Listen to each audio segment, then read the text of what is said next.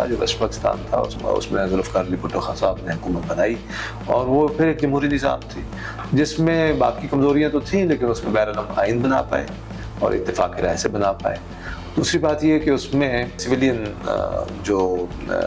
Supremacy تھی وہ ایک طرح سے تھی۔ ذوالفقار علی بھٹو صاحب بڑے طاقتور بااختیار لیڈر تھے، اور اس وقت کوئی ایسا مسئلہ نہیں تھا کہ وہ فوج جو ہے وہ فیصلے کر رہی ہے یا اہم فیصلے وہ کر رہی ہے۔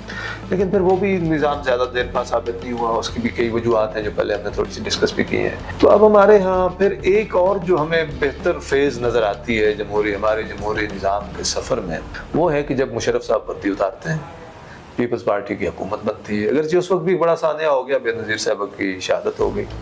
لیکن اس وقت جو ایک نظام قائم ہوتا ہے تو وہ پیپلز پارٹی پہلی دفعہ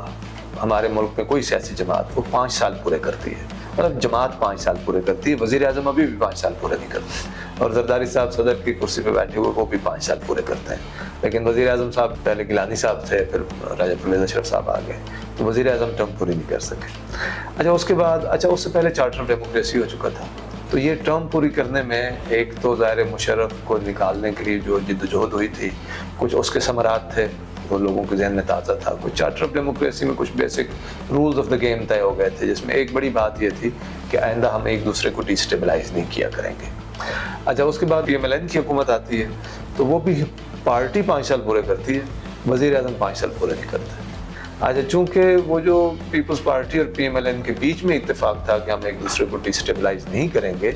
وہ جو تیسری پارٹی ایمرج ہوئی اور بڑے کم عرصے میں پاپولر ہو گئی، وہ تو اس اتفاق رائے کا حصہ نہیں تھی۔ تو انہوں نے کہا جی کہ ہمیں تو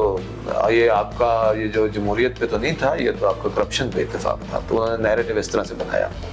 تو انہوں نے پھر ڈسٹیبلائز کیا، لہذا وہ وزیر اعظم نواز شریف اپنا ٹائم پورا نہیں کر سکے، اس میں عدالتی فیصلے بھی آ گئے، اور کو بیہائنڈ دا کرٹن اداروں نے بھی رول پلے کیا جس کی اکثر بات ہوتی ہے، الزام لگایا جاتا ہے، اور پھر اگلی حکومت قائم ہوتی ہے، اور جو اگلی حکومت قائم ہوتی ہے تو پھر وہی چیزیں چلتی ہیں، چونکہ وہ جو پولیٹیکل کنسنسس ہونا چاہیے تھا جس کی وجہ سے جمہوری نظام مضبوط ہوتے ہیں وہ تو ٹوٹ چکا تھا۔